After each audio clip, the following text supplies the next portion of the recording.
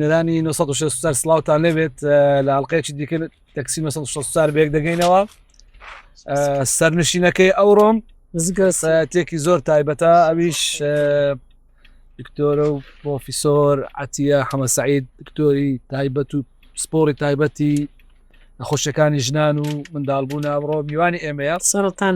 سەرەتانەچەوە ئیزافەیەکی نوێ. دکتۆرە زۆر بەخێر بێی، گەلە سپاس کە ئەو دەرفەتەمان بۆ ڕەخسا لەگەڵ جەنابەت بدوێن، چونکە دەزانم زۆر ماندی وەختەکەش کەم بوو. 5 لێبوویمەوە 5 دەمێت ئەجابالەوە دەست پێ بکەم، ینی ماشەڵڵا تەمەنت هەیە و ماندووی لە ئیشەکەی خۆ لە هەفتاونەوە ئیش دەکەی. ئەو کەم بزانم دەست بە ئیش کلۆکم بزیشک سپۆر کاتیمە هەولێرە هاتی هەولێرێ. ماندوو نەبووی؟ زۆر ماندی بووم وە بەس هەتا مابووم دەوێ ئەوەندەی دیژماندی بووم بەرکە بێنەوە سەرخەت لە ١٢ بێنەوە سەرخەت هەر باش. چێ بێتەوە سەرخەت دکتۆرە؟ میلەتیش و دکتۆرەکانیش. دکتۆرەکانیش ڕازی لەوەندە ساڵێکە ئیشت کردیە و خزمەتی خەڵکت کردیە ئەوەندەی ماندوو بوو، ینی بەڕاستی جەنابەت کاتێک لەو شارێ دکتۆر بڕێگە دکتۆر بە دەگمەن بوون، ژمارەیان زۆر کەم بوو لەو شارێ. وەڵڵاهی من کاتەوە هەولێرێ لە 68 هاتم، خەریجی 67 لە کولێی طبی بەغدایە، بە حیاتیش یەک جار ماولێر دیتبوو. هاتووم لەگەر ڕەفیقم دکتۆرە ڕۆناک حەیدەری، وتم با قتارش ببینین بە قتار چینەوە بەغدایە 60. لەوێ دوای تەخەڕوجمان ئەمن داوام کرد لە ئەو کات لە وەزارەتی سەحە کە دەمە بچمە هەولێرە، گوتیان ناوت لێرە دەرچووە، یەکەمەکان نایان لە بەغدایە دەرچوو. گوتم چەند ساڵە لێرە نیم، یان لە وڵاتم نیمە، دەمە نزیک داک بابم بە ساڵیش ناخۆش بوو 67 دەست پێکرد. ئیتر ئەو کاتیاتمە هەولێرە هەولێر بەسیط بوو، جادەی سی هەبوو 60 هەبوو بەڕام هەمووی قێر نەکرا بوو. دکتۆرات و خەڵکی کۆی لۆ هەولێرت هەڵبژارد، گوتت دەمەوێت لە هەولێر ئیش بکەم، چونکە دەبایە کە دوای تەخەڕوج لە لیوایەکی ئیش بکەی، مەرکەزی لیوا مەرکەزی کۆژ عایدی هەولێرەیە کە لیوا ئێمەش دەمویست نزیک بوو لە کۆی لە منداریەوە کۆی بەجێشتەیە لە بەغدایە گەورەوەمە لە بەغدایە خوندیە هەر لە متەوەسطەوسانە و کولیە داکوبارشم لە کۆیە بوو. نێزیکترین شت لۆ من هەولێر و لە کۆیە، وەکو پێم گوتی هەولێر شارێکی دێرینە تاریخەکی 1000 ساڵیەیە، حەزیشم لە مێژوو ئەمن ویستم زیاتر شارەزا بم لەگەر هەولێر. زۆر باشە دکتۆرە، ڕۆژانە چەند سعات کار دەکەی و چەند نەخۆش دەبینی ئەوەی کە با بڵێن ئێستا؟ بەڵێ ئێستا ئەمن 10 سارە کات پرسیارەکەت بەڕێکوێکی با دەبایە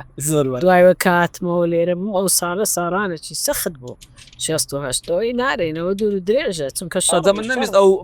زەمەنە درێژە باسکەت دەمێت ئێستا باسی ئێستا بکەم. قەیدی نییە زۆر باشە. ئەمن دوایوی گەڕامەوە چوومە کۆش ساڵێکی سەختترم دیت، چونکە وەزعەکە زۆر ناخۆش بە نسبەت کۆیە 69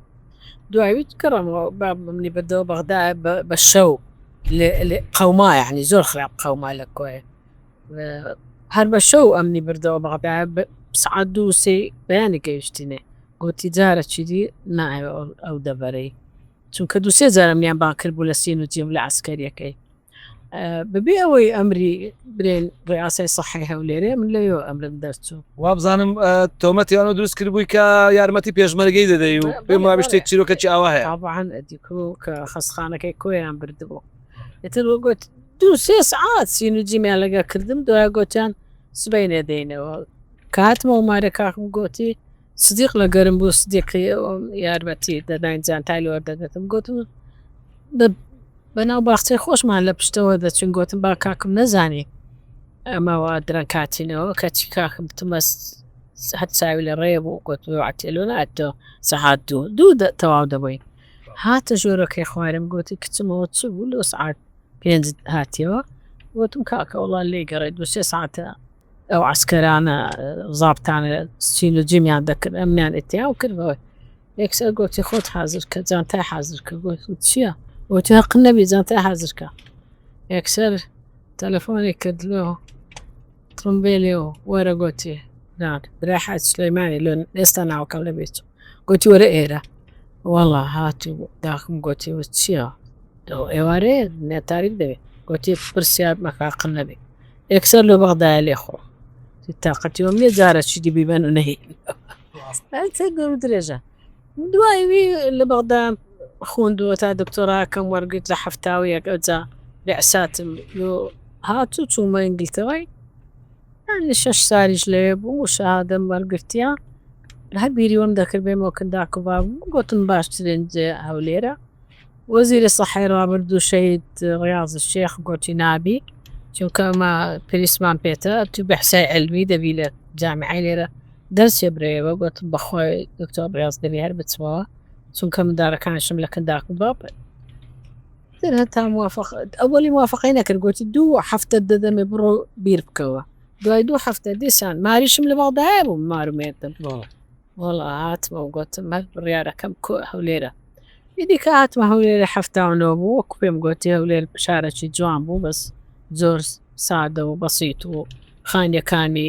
گەڕەکەکان چارگەڕەکە دێرینەکە بوو ئینسانی محتەڕەمی لێ بوو ئەمنیش خانیەتی مارە قادراغەم گرت هەر لە نێزی مارە قادراغە و مستەفا و عەلیاغەیەوە ئەوە ژاگان لێم بوو وەکو برێ مام من ترەوە سارەشم لێرە بە زەحمەت بەڕێکرد زۆر زەحمەت بوو چونکە من تازە هاتبوومەوە شادەی بەرزیشمە بوو وەکو برێ شکاتیان لێ کردبوو ڕۆژێکی جەماعەتەکەی ئێرە ویستویان لێرە شەرم تەچێنن وتمیان ئەمە عیلاقەمان نییە ئەوە دەستە کۆیە پێنجشەموان دەستنا مخەڕبێ بەخوای لۆ زانیم وا بووە چونکە پێنجشەموەچی دەمویست بڕۆم بە لە دویان نردم درەنجش بوو گوتم تخوادی سانچیە شکاتم لێکرایە وا سەعات 2 ساعت 4 ڕێگادا دەخرێ دکتۆر محەممەد دەبی بڕۆ محەممەد زێوەر شەریف ئەزار ڕەحمەتی لەوێ ئێدە باشە گوتی نازێمەکە وەرقەی وەرگرە وەرقەی وەردەگرم ئەوە چییە شکر و تەقدیری وەزیری بەغدایم لەوە هاتیە وەزیری عێراق گوتم نا ڕاستە بابزانی لۆ شکرم دەکا چونکە دەچمە کۆیە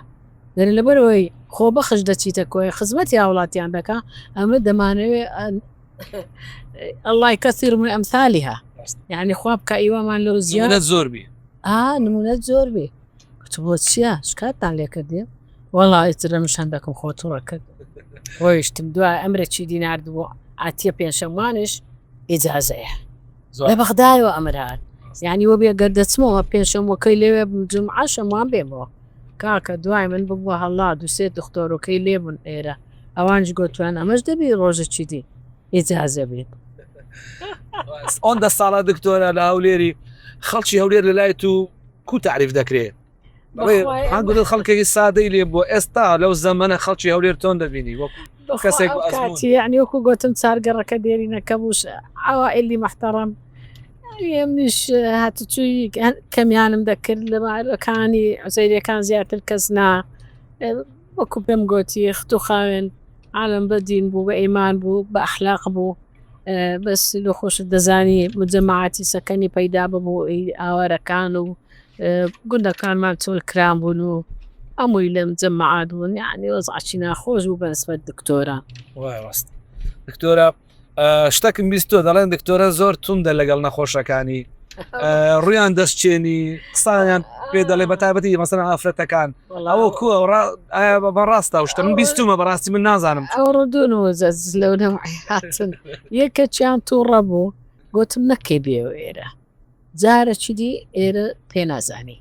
ئەتو هاتی چەند عملیات کرای ئەوە کچەکان پێیان گوتی نادبینی ئەو ڕاقع عملیاتت بینە الحاح لێ کردینە فایلیان لۆ کردی ئەمن ئەوان ڕزیل دەکەم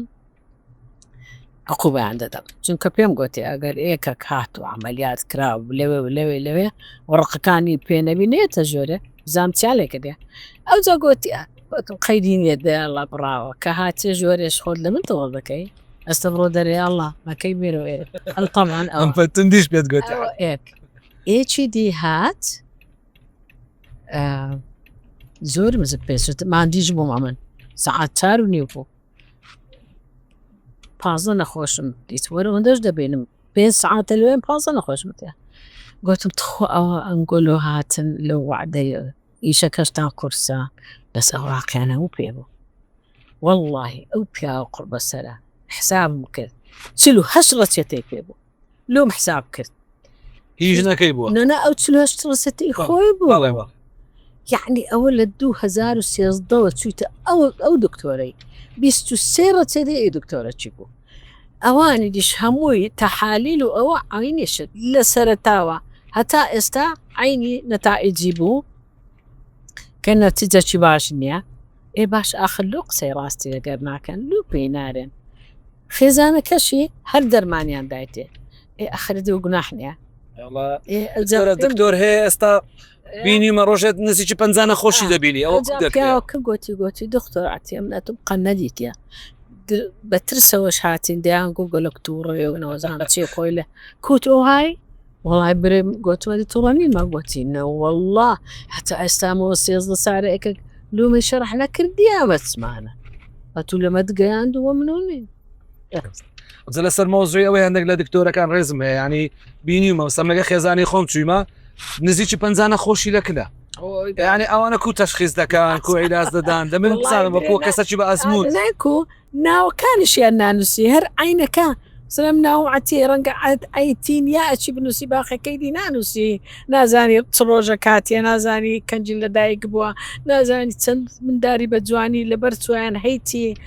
هیچ پرسیار ناکە خێرا یەک ڕێزە دەرمان دەنووسی بڕۆ بیکڕە ناژرێ کوی بخۆ چی لەگەر سەیدەلەکەی ڕێکە نیۆلۆی نەوەلەوەی قازان باشە دکتۆرەوە لە ڕووی ویژدانەوە یعنی کو تعامل لەگەڵ دەکرێت ئینسان بەس بۆ فرۆشتی دەرمانە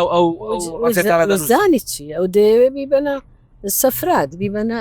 وڵاتان هەتا بێتەوە دوای هەفتە چ برێ شەهادەی فلانی لە فلان وڵات بڕۆ ڕەچێتەکان ببینە 100 ڕەچێتم کۆ کردیتەوە هەمووی لەسەرەوە نووسیتی تدريب شهادة شهادة شيء أتو دبنا مؤتمر شلي ده بازاري أتو هيج تينا جيشتي لمؤتمري أوراقش النيلو خد بري دراسة كتابيان بحث كتابي باس كربي هم تقرأ دنوسي اختصاص واو دكتور قال تورنا بالله خسارة كيف اخوانك دكتور دمز بسياري اقول لي بكم استا مسألة ولادها لدايق بوني من دال کێشەی زۆرە مەسەلەن بە بیرماندێ ساڵانی زوو ئەوەندە عملیاتە نەبوو ژنەکان بە سروشتی منداڵیان دەبوو ئێستا بۆ هەمووی ڕووی لە عملیات کردیە ینی ئایا ئەوە سەلامەتە یان بەڕاستی شتێکی تر هەیە لەوە کە ڕەنگە خۆتان شارەزایتانەوە لە کۆی 15 نەخۆشی ئەوڕۆ 15 نەخۆش کە هاتینە بە زۆری دێژانی هەیەەوەی هەیە مشکلیان لێوەستایتوان بێ نوێژی تێکچۆیان ئەوە لە 15 نەخۆشی نو نەخۆش عملیاتی سزێریان کرابوون نۆ یعنی گەیشتی تامری 45 شەیە بەڵام پێشتر دوو منداری بوو ئەمە سی سزێریان کرا سزێریان یعنی چقوی لە مەزجینێن قەیسەری ئیدا لو کردت وڵا گۆتی دەنادەمری وڵا گۆتی ئاوی کەمە وڵا گۆتی کەیفێ خۆتە زەخت زۆرە وڵا شەکرتەیە چ شەکرتەیە شەکر علاج دەکەی زەختتەیە دەرمای زەختی دەخۆی ئەدیەت دووسەیە کردبووە لۆ دوای چقل لە مەزجی خۆتنا خەتای تووشە ئەو جا خەتای دکتۆرەکە لەبەر یەک شتێتی ئێڵا لەبەر دووشتان لەبەر ئەوەی نایەوێ کاتی کە ژنەژانی هاتەیە ئەویش دکتۆری ئەو ژنەی بی چاودێری بی 6 ساعتان 2-3 بستەوە سەری یانە تاوەڕقەچی لە دەنووسی بچیتە ولادەی ناشتە ولادەی لۆ خۆی سەرپەرشتی بکاو لۆی بکە مقیمە چ لێە مقیم چ زوانی عملیاتێ بکە ئەوش خێرا دەریاڵە وڵی ئێکەچیان گوتی بە 3 کەسان ئەملیان پاڵدا لە جۆری عملیاتێ دەبی بکەین خەتەری بۆ ئاوارم دەکرد ناکەم ئەمنیان بردە بە عملیات دکتۆرە شتێکی تریش ئێستا ینی هەندێک حالەت بینیوەکە جەدوەل دادەنێن بۆ منداڵ نوعێتی منداڵەکە کوڕبییان کچبی ئەو جەدوەلە تا چەند زانستیەوە ئاتو چەند بڕوات پێ هەیە ئەو نەجاحەتی نایە جەدوەلەوەی کوڕی ببی هەیە ئەخوانی جیاواز دەبی نازانکە ئەوە عمرم بووە 8 سار 56 سارە دکتۆریە دەکەم هەتا ئێستا نەبووە یعنی ئەوانەی هاتی نەکرە من ئەوی دیش نەبووە برێن بەو جەدوەلەی کوڕ دەبیا کچەتەبی ئەو درۆیە چێ دەیکەن لەوە نەخۆشی ئەو ڕاست يهب لمن يشاء إناثا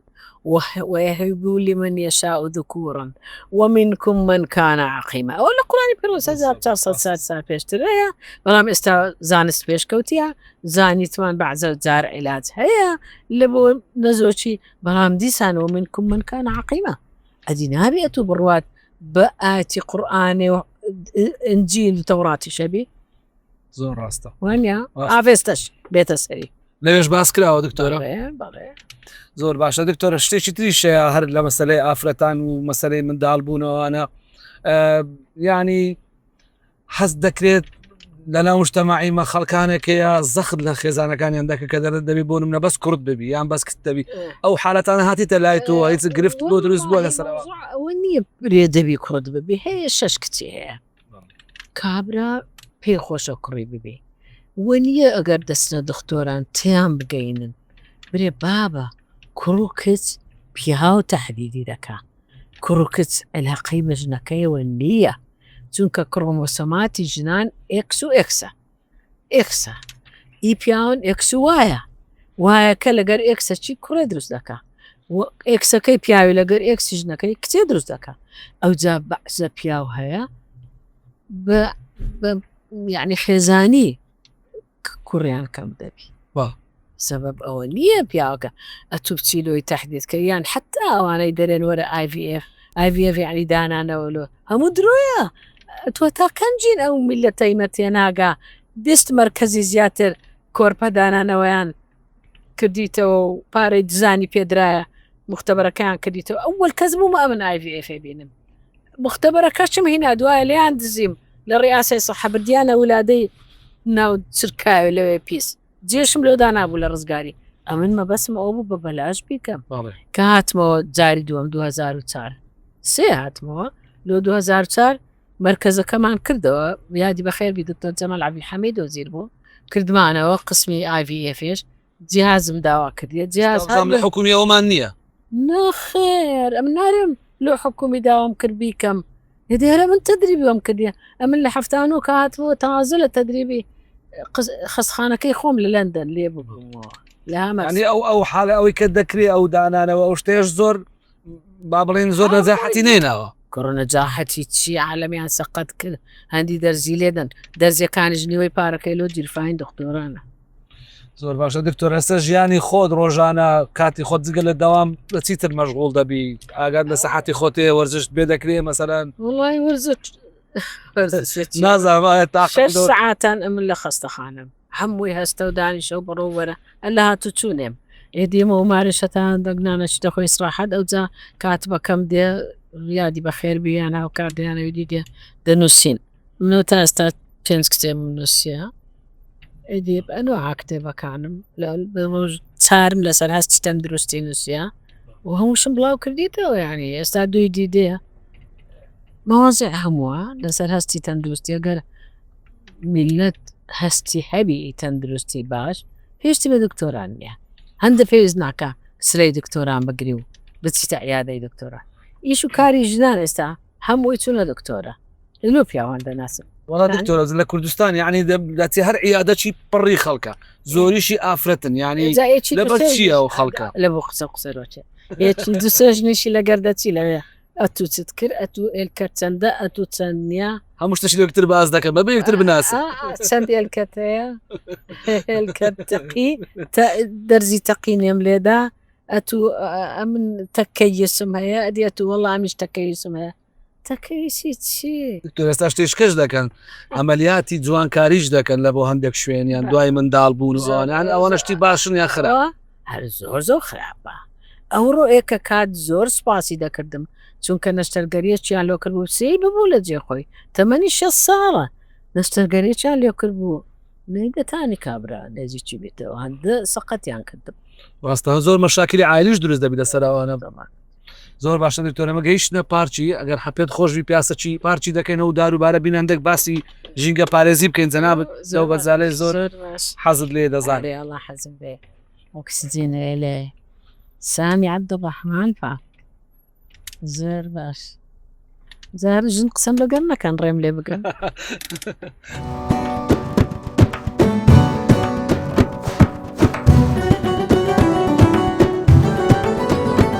زۆر باشە دکتۆرە بیستمە زۆر گرنگی بەرژینگە دەدەی و زۆر حەز لە کاری ژینگە پارێزیە چت کردی لەو بارەیەوە دەتەوێت چ بکەی هەدەفت چییە؟ وەڵی بریندارت کردم ئەوەت بەبیر هێنایمەوە چونکە تازە دووداری نازدار لە گوندی باپیرم لە میرسەیدی چوین چایان لەبن یعنی سەدان ساڵە ئەو دار بەڕوە جوانە کۆنا ئەوەندەیە یاخۆ عمری چەند ساڵە 300-400 سال دەبێ زەمانی کۆنی باپیران دانیشتنە چایان لێنایە دوایە بەجێی دێ لە ناگرەکە ئەوجا دارەکە لە بنەوە ئاگری گرتیە کوڕەکیش چۆ ڕاوەستایە خۆی پێگەرم دەکاتەوە دیارە و کاتی دنیا فێنت بووە وێش فێنکە بەڵێ ئەوە لە جیاتی هاوەرکە برێوەرن بیخوژێنەوە ناوەندی دارەکەی چوتایە و ڕسمەکەم گرتیە ئەوە یەک عەزیەتی دایەوە ها تەمان باشە خۆت بەرنامەت چیە بۆ ژینگە پارێز یانی چیت کردووە تا ئێستا مەسەلەن ڕۆژەکانت چی لەو بارەیە والله ئەمە دەگەڕێن ئێستا تقریبا 2-3 مانگە دێدەوان چەندێک بێسحەت بوو ئەمیش لاقم دێشانە چوینە چیای دەنار دەچینە چیای دەچێت چیای دەگەڕێن بەڵێ بە خۆت سەردەکەی بۆ چێت دەگەڕێن لە گوندەکان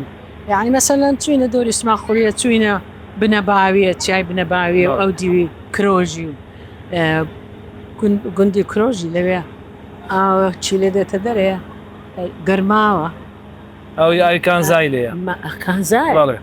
گوندی باپیریشم هەر کانزایە گەڕاوی نێسەیدی لە جێ خۆی ئەمن کە لە 94 هاتمەوە ساڵێک دوای تڕکردنی داکەم گوتم با سەرچی گەڕاوی نێسەیدی بدەم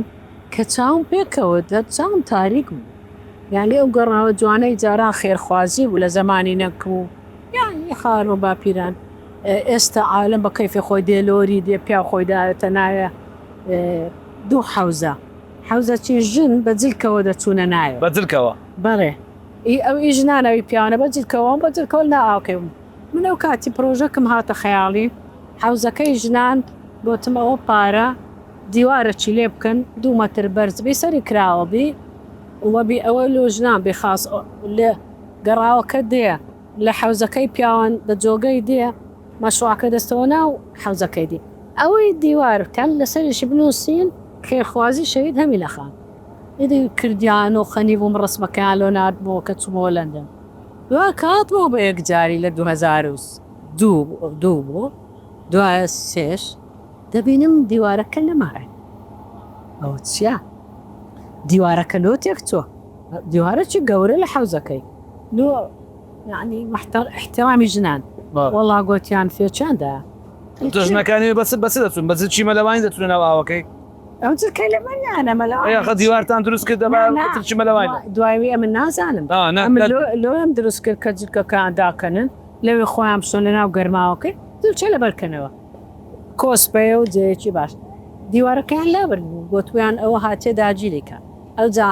ئی هەمووانە وەڕسەی باپیرمە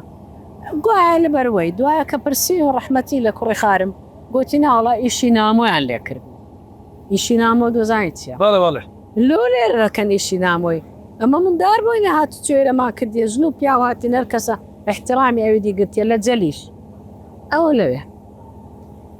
ئەو کاتی دارستانەکە هیچ مشکلەی نەبوو چونکە عالم ئەوەی نەبەکرد هەرچی بچی و لەوێ خواردنێ بە باوە تا ئێوارێ ئاگری لە بنداران ئێستا بوویتە مۆدیر خەڵک دەستەوە دەشتەی ئاگری دەکەنەوە و دوایش بەجی دێلن هەمووی دەبتە داسووتان و باغ و باغات 2017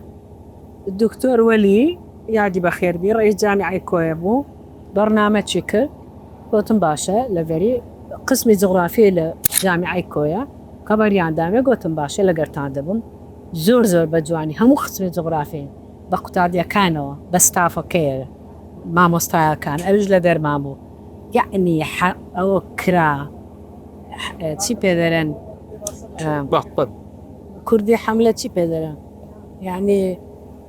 هەمووی بێکەوە بە جەماعی بە جەماعی بە عەرەبی پێدەرێن حەملە چی پێدەرێن هەڵمەتە کرا بندارەکان خایان کرێتەوە ئەمن هەتا گەیشتمە ئەوان دووسێ پیکاروی دووسێ لۆری گەورە ئاخر کردبووە لە بن کولی دارەکان شتەکانیان لابر بەمش گەیشتمەوێ ئیدی 2-3 ساعتی دێمش لە گەریان بووم ئەو دارستانەمان بنی بوو خەیان کردە ئەو جا نانەکمان خوارد ئەو جا محازەرە درا ئەوەندە دڵم خۆش بوو 6 پیکابی گەورە بەس نایلۆن و ئاوێ و چغارە و پاکەت و چیسەی نایلۆنی خواردنان و ئەوانیان نردەوە کۆیە فڕێدوێ خەنی بووم وەم زانی تەواو تازە عالم فێر بوو بەڵام لە تەلەڤیزیۆنش نیشانیدا خۆ ئێستا هەڵمەتی ژینگە پارێزی زۆر بووە با بڵێن چالاکوانی ژینگە پارێز زۆر بووە بەڵام هێشتا وەکو پێویست نیە تۆ ئیشی ئەوان کو دەبینی چەند متابعەیان دەکەی هیچی دیە دەناد ئەو حملەی ئەمە کردوانە ڕێنبی 400 کەس هەبوو کەموت پێکەوە دەیان کرد تۆڵە بە و مامۆستا و مساعد ئەوە ئێستا ژینگە پارێزی دەبی لە مارەوە دەست بێکە نەمار کلتورێک دروست بی ئەمن ئەوەی لە بیرمەلەوەتی هاتیمەوە شەڕ لەگەر ژنەکان دەکەم ئەوانەی کە ئیشم لۆ دەکەن لە بەقیان دەرم هەرڕامە چێشن چی سەینالۆن چی سەینالۆن یان چی سەینالۆنەکە ڕادە چێشن دو سێشتی تێدەکەم فڕێدە لۆ نازبری ئەو هەموو چی سەینالۆنە ئێستا هەموو لە سەبەتەی زبڵی ناو مەتبەخەکەش لایلۆین دادەنێت ئەو قەیدی نییە بەس هەوڵ بدە کەمتری سەر بکەن هەوڵ بدە ئەگەر چیسەچی نایلۆن شتت تێدا کڕی بوو بینیەوە مارێ بیشەوە لا ئەنی چیسە بەکاربینەوە واللهی 20 ساڵی ڕێکە لە ئینگلتەڕی بڕیاری ئەساسیاندا لە هیچ سوپەرمارکتێکی چیسەی نادەن ئێرە شتێکەوە هەبوو دکتۆر هەوڵک درا بەڵام گوتیان سەر ناگری و ناکرێ نازان دە هەر دەچێن دەر لەو بازارە گەورانەی لندن کەنەداژوا بوو دوو خۆ دەگەر چیسەی خۆت پێش دەکەی دەکڕی دەیاوێ دەنا ئەوە نیە لۆ لە ناچسەنیە بداتێت ئەوە ژینگە لێرە گوتیان علەساس تەکالیفی زیاتر ڕادۆستی بە تایبەتی لە فڕنەکان کە لە زیاتی لایلۆنی فڕنەکان زەرفی کاغەز بەکاربینن باشترە ئەوە نەکرا لێرە ئەو هەلۆس حەت زۆ خراپ باو لەگەر نایلۆنەکەی نانە گەرمەکەی لە ناودادنن لە هۆ تەندروستیم دۆ زۆر زۆر ڕاستە دکتۆرە حەزم دەکرد بزانم پلانت چێ لۆ مەسەلەی ژینگە پارێزی هیچ بەرنامەک تێ جێبەجێ بکەین والله ئەوجا ئەمە زۆرمان هەوڵدایە لەگەر ئەو جەماعەتەی لەگەر من لە کۆی و محازەرات دەدەین ئەمەش 10 سار لە سڤیر نووسیم لەسەر هەستی تەندروستی جلەکەیان داخست بەڵێ نەماوەست 2016 ئاخرشت بوو دەرچوو دەنا هەموو هەفتان دەربچووی هەفتە جارێک ئەمن مەقالم هەبوو ئێستا بووە بە ڤیددیو زیاتر ڕەواجی ئەگەر بتوانانی بەرنامەی ڤیددیۆی بکەی لە بۆ خەڵک دۆی کە ئەوەیانشماندانایە لە پێجی شاداتیان پێجی خۆمدا هەیە زیاتر لە 9 ملیۆن کەس تەماشای کردیان ڕۆنداش دکتۆرە لەگەر لە بێنەوە سەرمەجاری ئیشکردنەکەی خۆت وەکو پزیشک چ شتێکەیە کە هەمیشە لە یادتر حەدەسەک ڕوویداوە معاملێک لەگەڵ نەخۆشێک یان چارەسەرێک یان خوا نەخواستە حالەتێکی مردن ڕوویدابی ینی کە لە ویژدانت هەمیشە زیندووە من دەزانی چی خەدی مەتەی خۆم ناکەم پێویست ناکە بەس لەوەتی ئیشێ دەکەم پێش ئەوەی بچمە ئینگلتەرەش ناوێت لە شەستانە تا هەفتەکان زۆر نەفرۆشی بە ترسناکەم دیتە ینی ئەمن مقیم بوویمە ئەمنیان نادیتە ڕەوانجێ لۆی مندار بوو نەخۆشەکی مارێ ئاغەکانی وێ لە خەتەردا بوو گوتم ناچم مقیم بوو بۆ تێردەریە تو بچی دوی دیشم لەگەر خۆم بێت نوێ ئەمن مەچینەم لە ئەو ژنەی کرد ئێستا ژنەکە الحەمدولیلا مایە 6 منداریشی بووی لە دوایە نەخۆشەکانی خۆت دەبینیەوە ئەوانەی کە مەسەلەن ساڵانێکی زوعیدا ینی ئەمنەوە لە 6 مەچینەم لۆ کردیا ئێستا 6 منداری هەیە ئەوەی ئەم بە مەچینەم هینا 5 منداری هەیە هیچی لێ نهات کو دەبی ئەمن بە مەچینە یەکەچی بینم بینمە دەرێ ڕاستە ژنەکە 7 منداری نەدەبوو علاجم کرە جازجی بوو دوایە کە هاتە سەر مندار بوونێ پێم حی بوو عملیاتی کەم سەقوی لە بنیزجینێم چونکە حوزی گەورە بوو دەی بووە بەخوای 12 ساعتە خۆم ڕاقبم کرد لە فەستخانەی خۆم لە 2015 مانجینۆی 2015 دوایە هەردێک عملیات کاملیاتکە کابرەدا بە ئیشی تۆ نییە محامشە ئیشی تۆ نیە دەیبێ دوآخیری وەرزی کردم تەوقێمان پێ کرد لۆ تەخدیرێ بردمان لە تەخدیرێت تا من دەستم هات بشۆم سستەرەکەم هاواری کرد دکتۆر وەرە گوتیەوە سەریاتە دەرێ ئیدی سەرەکەم پاراست چونکە 12 ساعت و ژانی لێ بوو بینەمانە دەرەوە چی گوڵێ مندارەکی جوان کوڕەکی جوانماندایە کاکە ئەو مندارە چوونەوە مارێ ڕۆژی دووەم ڕۆژەکەی عەسرێ دوایی تەلەفۆنی کرد گوتی مندارەکەمان زۆر خراپە لۆ گوتم کا دەبینەوە ئێستا ئی مندارانم نەینابەوە نەخۆشخانەی هێوار خێرا بیگەینە پارەوە هاتم وەڵام پێشیوی گەیشتمە خەستانەی پارکە هینای ئەی گوتمە هوندارەتان لەولێکە دێ بەرتان دایتەوە ئێرەی بووە کە دەمە گوتی ئەرێوڵا لە حەمامێ شوشتیتیان بە دوونەکان بەریان دایت ئەو منداڵە ساوە باڵێ شوشتیتیان ئی بۆ دای چۆن خانێنە وەل حاصل دکتۆری لۆبانکەوەی لۆبانکە و ئێرەی کە دەمەیە کە دەمە یعنی خون بەڵێ لەبن ئێرە سمير عبود ملوبان کرد پرۆفیسۆری مێشکە ئەوانە ئەشی عشتمان لۆگر ئەشی عینەگر بوو من دارەش دەگریا وەی حاصل سێ چار ڕۆژ و چۆ مارێ دوای سێ هەفتان ڕسمەکی جوانی لۆ ناردم دەرێ گوڵە مندارەکە دوای دوومان جیوی ساڵ بووە 2016 وەڵا شکاتی لێ کردیمە مەچینەی لەسەری مندارمدایە لۆیە مندارەکەم تووشی دەڵەسیمێ بوو علاقەی بەوەی هەیە ناخێر ئەوجا ئەوە قەیدی نییە ئەو نەزانە بەسەری حاکمەکان دەجار ئەمریان بریتە محکەمەی وەرە و بڕۆ وەرە و بڕۆ وەرە و بڕۆ قەزیەت زۆر بوو لە محکەمەی دکتۆرە ماوەکانی شێکتە بوو هەرەوەیە هەرەوەیە جاری ڕێک ئەم بردایمە محکەمەی آخر جاریش حکمیاندان بە ساڵێک حەبس ئەمر دادگا و شتان لەگەڵ تۆ چۆمە دکتۆرە کەسێکی ساحیبی ئەزمونەکی زۆر و یعنی خزمەتێکی زۆر دەرێم کەس هەندی منی لە عێراق بە فۆرسێپس مندار نینایە بە ژیانم مندارەگنەوە دیە بە فۆرسێپسە بە ژیانی دکتۆریم هەموو تێگڕا نەخۆشەکەم نەوردی ئللا ئەک کەس نەبی ئەدیکو لە خەستەخانەی ڕزگاری تازە چوو بووین هەزار ڕەحمەتی لەوی پلکم هەیبەت کوڕەکەی هات هاواری کردگۆتم هاوچێ نارۆنە دەقیژەنی بەڕێ عاتێب مانگەیەژ نەکەم دەمدی گۆت وژە چیکێ لە ولادەی هینابوویانە ئێرە لە ولادەی ئێرە بۆ تویان ئەمەلیاتی دەوێ بەس وەزعی خەتەرە مندارەکەش دەمری ئەویش هاواری لێستا بۆ گۆت بووی نام دەچمەکنیات گوتم چیە مۆزوع گۆتیەوە کە هینای زەختی 230 یان نیۆ بەرەش بوو خێراوە تەرتیباتمان کرد و بەنجمان کرد و ئەم مندارەکەم لۆ دەرینە کوڕەکی جوان و کوڕە هەموو خەنی بوون و گوتم نەهرۆ فەرمەوە کوڕەکەت کاکە ژنەکەش هاتەوە سەرخۆ دەرماناتماندایە چارەمین ڕۆژ دەتگۆ گوڵە مقیمم هەبوو ئێستا مقیمەکە کوڕک و کچەک بوون ئێستا هەردووچیان لە ئەمریکانە دوایش بوونەی یەک گەچی جودا بوونەوە پێی نایە بخۆی هاتم گوتم ها کووە نەخۆشەکە پێنجەم ڕۆژ بوو گوتیان باشە مندارەکە من چێ خواردی لە ڕزگاری تابقی دوو ئێمە بوو هاتم تەمەشام کرد نووسە تمەوە نووسە دەستم کرد بێ نەبزەی نییە کوڕڵە چ نووسێدا کە کەش دانیش بوو ئەی ئەوە چیە جوریاندەوە بەلا دەرچی یعنی لە جێوە نانی ڕۆژی خوار بوو مردی هەناسێ ڕاستانیان نازانیم نە چونکە سوێنەکەی یعنی مەم چی دایتە خێرا بردمانە عاش نوێمان کردەوە بردمانە نەعاش و دڵیمان هیناوە سەرێ و وەلحاصل دڵی بە ئیش کەوتەوە و وەڵا سێ ڕۆژی لێ نەعاش بوو ئەتو خۆش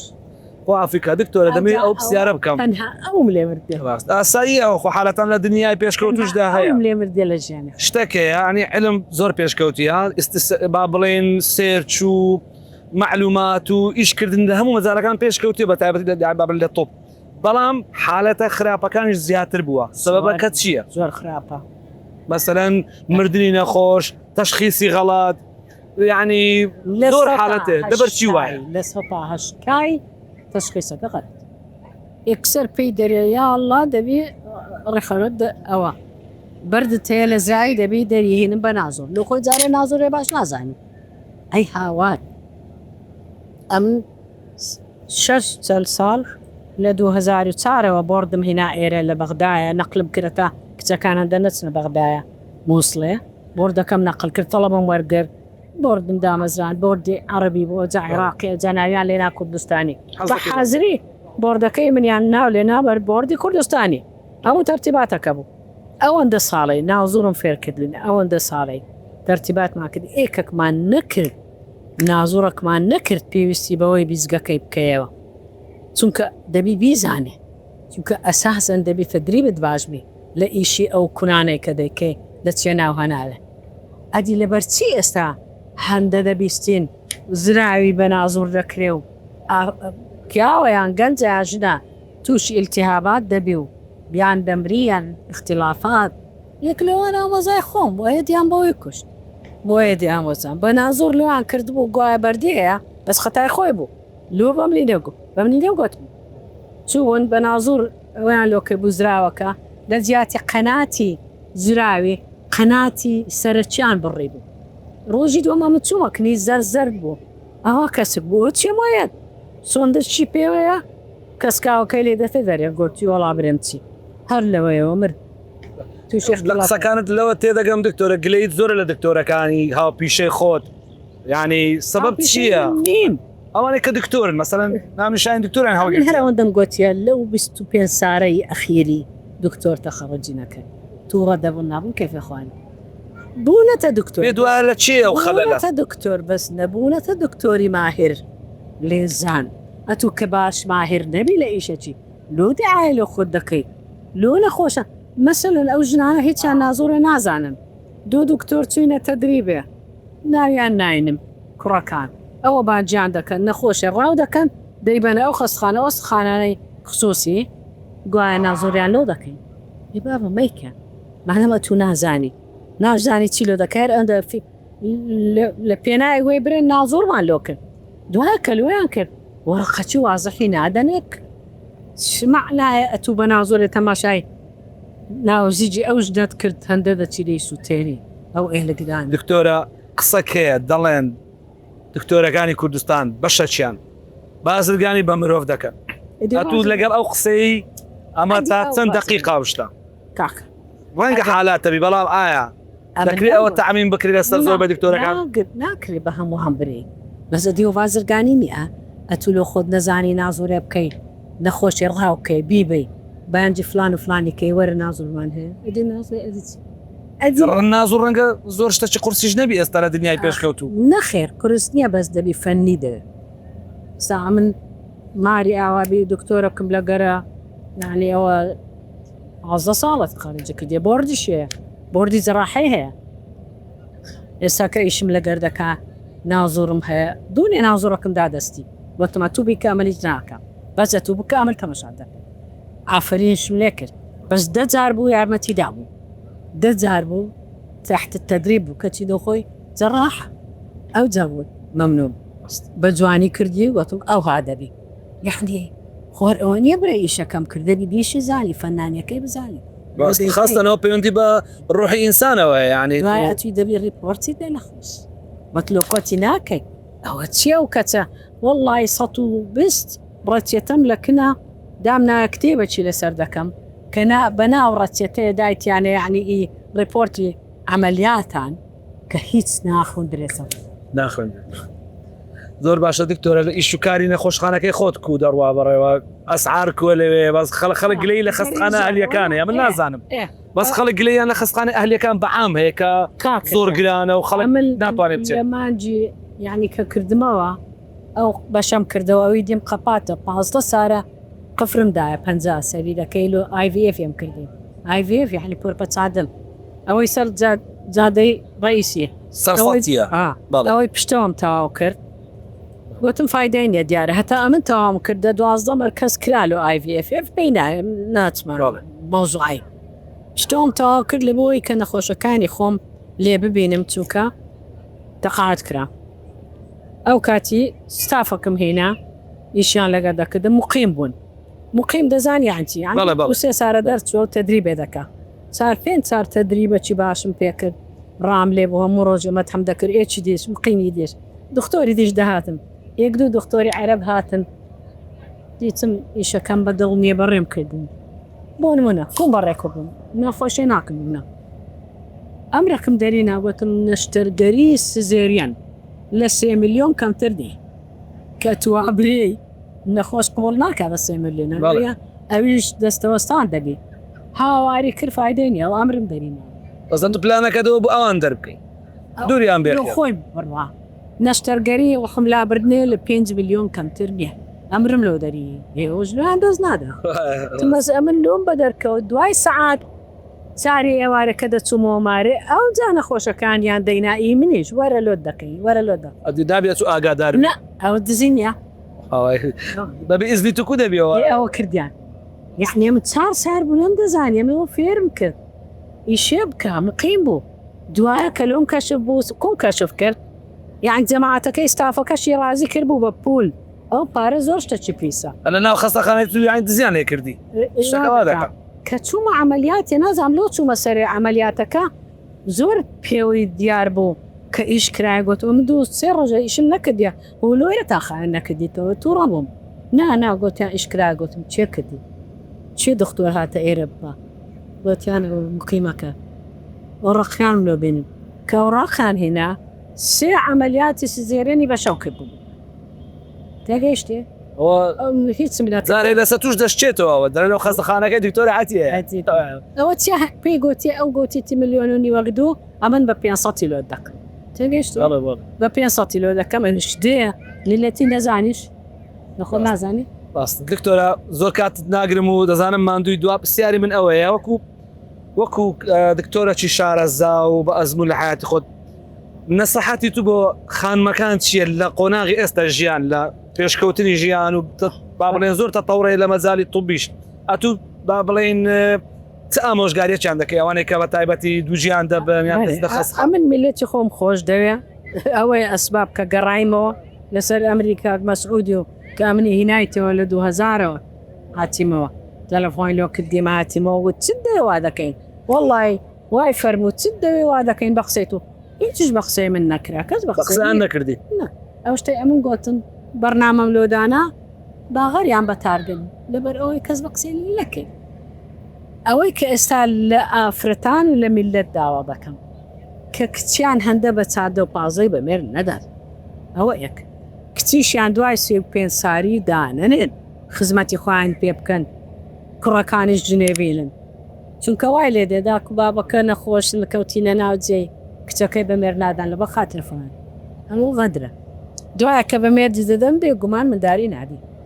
دیارە پیاوەکەی دەشیێنی پیاوە تاش دەیدی ژنەچوە سەر دەین ئەوە کۆمەلگاتێکت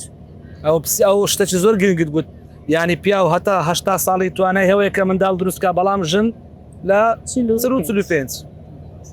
ئەوەی کە ئامۆژگاری بنە لە بۆ کچان بە تایبەتی ئەوانەی خوندیتیان معلمن موظفم معاشەچیان هەیە چاویان لەوەی نەبیە کە گوێ وەزعی مادی باش بێ زێڕۆکەی لۆکە دا ئەتو ڕەفیقەکی عمرت بێ داکوباب هەتا سەر نییە ژیان گرنگە ڕەفیقەکی وەکو ئەمری خۆت خزمەتی خۆت برادەرت لەگەری ڕێک بکەوە ڕێککەوتنەوە نیە دەست لە بلانی بکەن یاوات ئەوە ڕێککەوتن نییە تی بگەی بزانی هەدەفی چێ لە ژیان دوایە کە خێزان پێر دێنن ڕاوەستن هەتا تێک دەگەن نەگەت و بچی حەملت ببی و دەرکرێ لۆمارە بابەت لەوێژ مندارەکە